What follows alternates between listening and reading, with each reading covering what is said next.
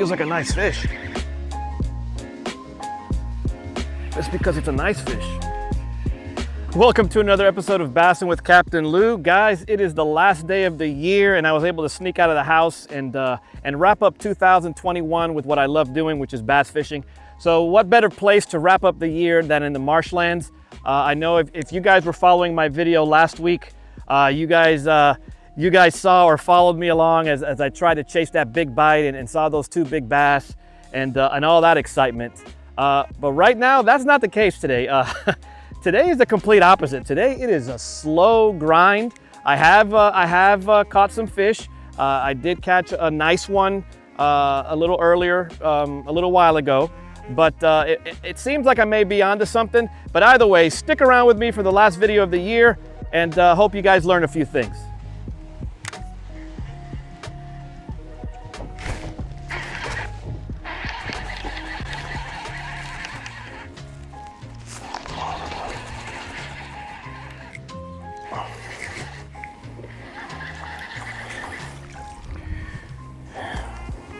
Here's your first bite of the day.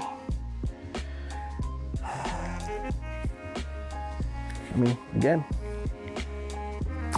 little guy. I've actually been fishing for a little while this morning, and the bite is completely different than it was last time already, and that's why I love this place. Because every week it's a new, like I've mentioned in my past marshland videos, every week it's a new puzzle. So it's not like you could pick up where you left off. I mean, of course, the conditions look the same. I mean, there's not a cloud in the sky. There's zero wind. The only thing that's still the same from last time I was here is that there's a bunch of duck hunters. Other than that, the conditions here are different.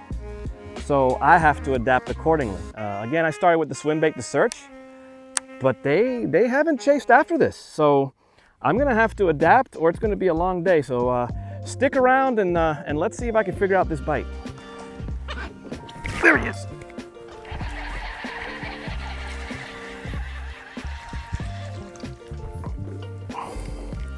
Okay, this one was right in the grass. This one was right in that Kissimmee grass. There he is. Oh, nicer fish too. Chunky fish, huh? Look at the size, look at it. So what I basically did was I slowed down my approach in a nutshell. I mean, because this time last week, they were going after the moving bite. They were going after the moving lure with the swim bait. They're just going crazy for it. As you guys saw in the video, I had a blast. Same area, they're not going for the moving bait.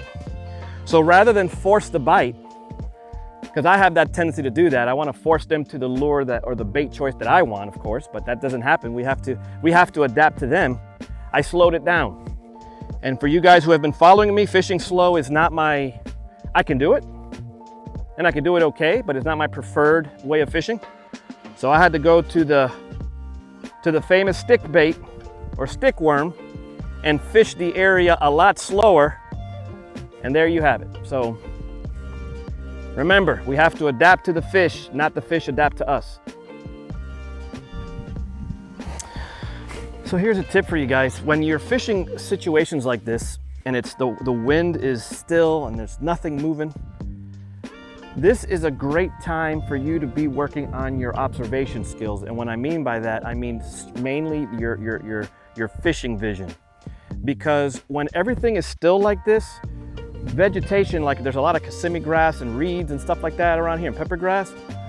When there's a bass or a fish of any sort that's around this vegetation and they move around it, since everything is so still, this vegetation moves and there are big tells. I mean, it's tougher obviously when it's windy, but when it's still like this, like if you have a bunch of Kissimmee grass and a few little stalks of it just shudders and nothing else has moved, that's a clue, okay? So keep your eyes open when you're in these type of situations, and hopefully it will get some bites or get you some fish into the boat when it's slow like this. So stick around and let me see if, let me follow my own advice and see if it works. All right, nothing going on shallow. I'm gonna have to get my workout on and get further inside the interior. So hang loose, in I go.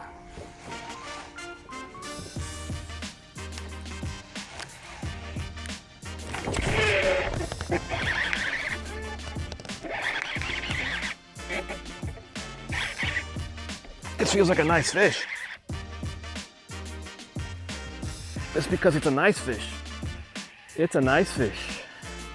It's a nice fish. That's because it's a nice fishy. Let me go ahead and explain that bite to you guys. Like I said, I had to slow down today. So far this morning, it is flat like I mentioned already. So I had to slow down and I had to throw a stick bait. It's not my preferred way, but like I've told you, sometimes you just have to do it. So anyways, I threw down a line of cattails and peppergrass, and I was just swimming it ever so slowly when I felt a little tick. I felt the weight, and then I reared back, and it was that beauty. Oh! There we go, guys. You know what I can do here? I can very easily edit this out and seem like a superstar. But it wouldn't be right. I just lost a decent bite. And why? I know the answer. How many bass have I caught already on camera?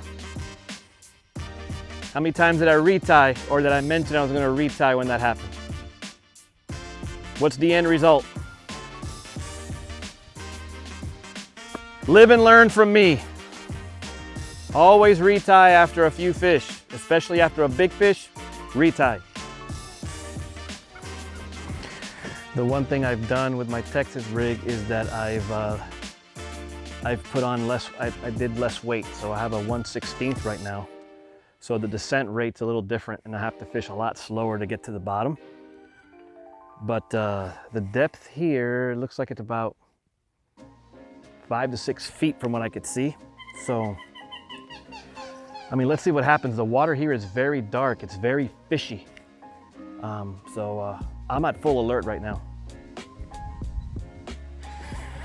There he is. Oh, it's a nice fish. That's a nice fish. That's a nice fish.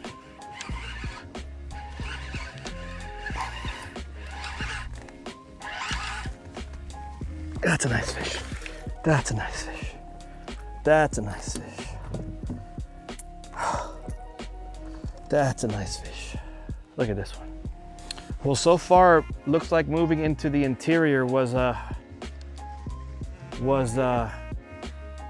good move on my part. I mean, I know it required a little bit more effort to row in here, but so far, I mean, I've caught 4 bass in less than 30 minutes by just changing areas. So I think I'm onto something. Stick around.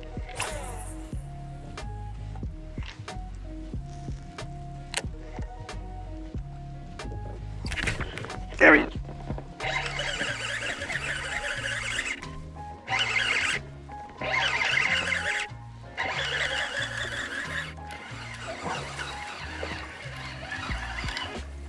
Oh. Guys, I mean, these are some chunky fish. There. Saw that one. Saw that one. Saw that one. Peeing buck. That one shot up like this out of the pepper grass and grabbed it. That was pretty cool.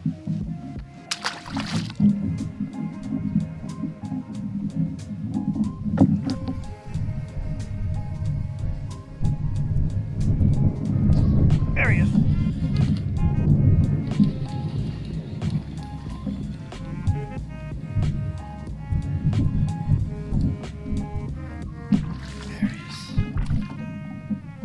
Previous catch gave me a clue with those reeds and Kissimmee grass.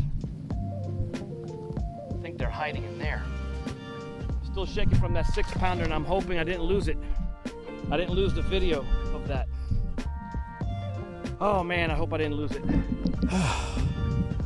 All right, guys. Whew. That beautiful 6-pounder came on an isolated patch of reeds. As soon as the swim bait landed inside the middle of the reeds, she just engulfed it. And as soon as I set the hook, I knew it was gonna be a beautiful fish because the head shake. I am like this that I caught it on camera. I mean, mission accomplished on big fish. Don't get me wrong, I'm not stopping. But, I mean, if I'm done for today, that fish made my year right there. So that was there he is. There she is. Oh. Oh. It's not a she though. It's a nice big buck though. It's a nice buck. I'll take him. Oh. Look at this one. Oh man, beauty. Ugh. Nice fish. Nice fish. Nice fish. Oh!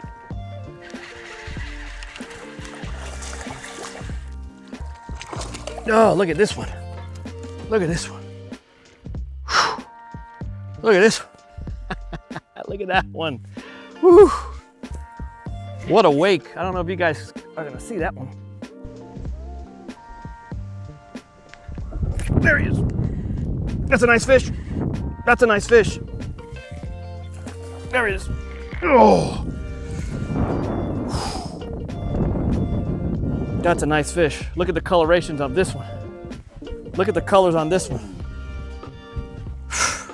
Guys, I gotta wrap this up. What an unbelievable outing. Started off slow and then it picked up. Started catching them on the stick bait. Transitioned to the swim bait. Started catching them then also. Unbelievable. I hit my goal. I caught a big bass for my end of the year finale. Man, like this video, subscribe. Let's have some conversation. Let's have some fun. If your New Year's resolution is to fish South Florida, aeguideservice.com. Look me up. Let's make this happen. You could join me on this boat. I could take you to this actual same spot, and we could just have a great time. So, aeguideservice.com. Have a great New Year, guys. Take care of yourselves.